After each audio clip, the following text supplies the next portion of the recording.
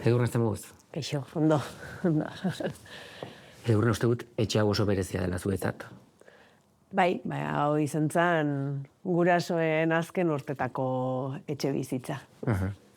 Eta hemen bizi izan dituzu, ahaztuko ez dituzun momentu asko, baina bereziki igual bat.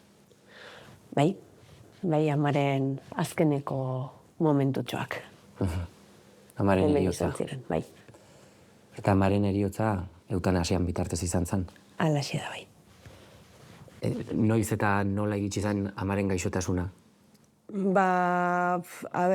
Amaren gaixotasuna berez nahi konduze juntzan, zeren denbora asko kostatu zen benetako diagnostikoa lortzea, baina ja diagnostikatu zioten paralisi supranuklear progresiba, dela deitzen diote ere Parkinsonismo atipikoa. Gaixotasun degeneratibo. Degeneratibo bat, eta, nik ez dakit orokorrean nola izaten den, baina amaren kasuan degenerazioa izan zen oso azkar. Bere animoak nola ikusten dituen? Oso baju. Ama beti izan da pertsona oso aktiboa. Ezin geldik egon.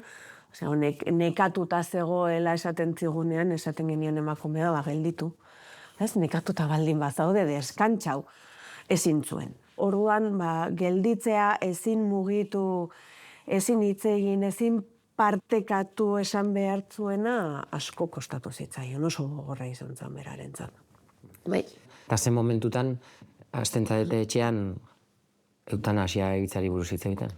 Egun batean bota egin zidan, oso momentu txarrean. Goiz osoa berarekin egon eta gero, ja joan behar nuenean, eta gainera klasera nindoala, bapatean, esan zian, Edurneskenik ez dut horrela bizi nahi. Eta momentuan nik joan beharra neukan, klasean neukan, ezin nuen gelditu beste ordu erdi bat. Eta momentuan, kasi pikutara bidali nuen, eta esan nion, berak ez zituela baldintzak betetzen, eta gainera, ez zidala niri esan behar, nik ezin nula ezer egin, norbaiti esatekotan, medikuari esan behar ziola. Baina, hor geratu Zer zen. zizun horrek? Ze amagaki hori entzutea? Oso gogorra. Oso gogorra, esate izut, nire reakzioa onartu behar dut orain momentuan, etzala hoberena izan. Baina gauzak aurrera zijoan. Gero eta zailtasun gehiago zeukan, eta halako batean jarri ziguten konsulta bat nutrizionista batekin. Eta, nire sorpresarako, etzan izan esateko zer jan behar duzun edo zer ez dezun jan behar. Iritsi ginen, eta lehenengo gauza, medikoak esplikatu zion, bere gaixotasunarekin, laster edo berandu, baino geratuko zala ezin irentsi. Eta orduan, momentu hori iristen zanerako, berak esan da utzi behar zuela nola nahi zuen hori tratatzea. Sondak jartzea, edo ez, edo... Eta, medikuari ezezko tajante bat, bota zion, ama tajante izan nahi zuenean ere hola zan, bortitza, pum. No. Hortik ez zuela pasatu nahi? Hortik ez zuela pasatu nahi, eta kitxo. Eta atera ginenean, serio esan zean, Edurne, nik ez dut nahi laguntza bizitzen jarraitzeko, nahi dut laguntza hiltzeko. Horri zentzen, ez? Ja seriotasuna nabaritzen nion kontuari. Hori etzan aurrekoan esan zian bezala, hola bapatean, eta ez. Eta, gogoratzen dut niretzako momentu horretan, kezka nagusia azala, eta nola esango diogu hau aitari. Eta etxera etorri ginenean, gogoratzen hementxe, sofaren ondoan zutik, aitari esan nion aita hau, amak hau planteatu dit.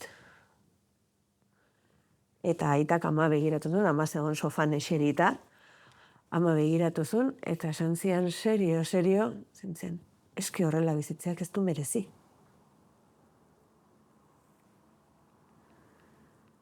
Eta,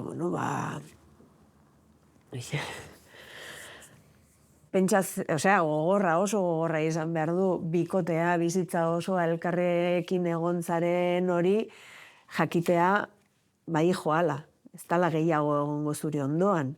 Eta alata guztiz, berak alaxi onartu zuen, ezer gehiago esan gabe.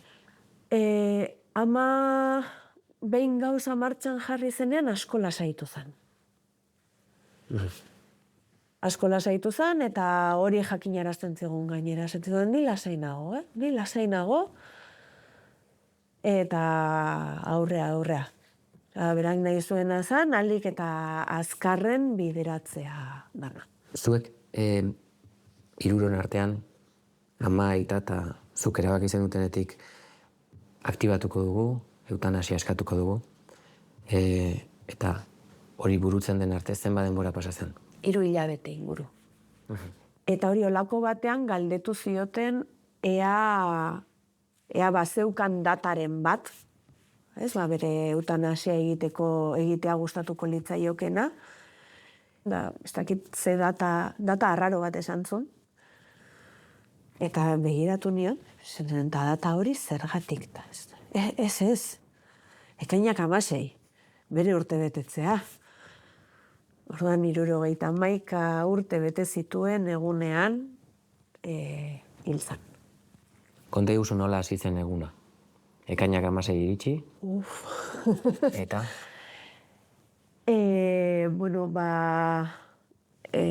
Aitak urtero bezala, bere urte betetze egunean, ekarri zion gosaltzen zeon bitartean ama La Rosa sorta bat ekarri zion. Eta, gero, ez dakit, sofan egon ginen ratotxo bat, berarekin, nik ustot horri izan zirela azkena hilobekin eta azken besarkadak eta gero medikua eta erizainak iritsi ziren, berriz ere protokoloa egin zuten galdetu zea ziurtzegoen, hor beste behin esan zegoen, bai, ni lasai nago, ez zaitezten nita zaztu.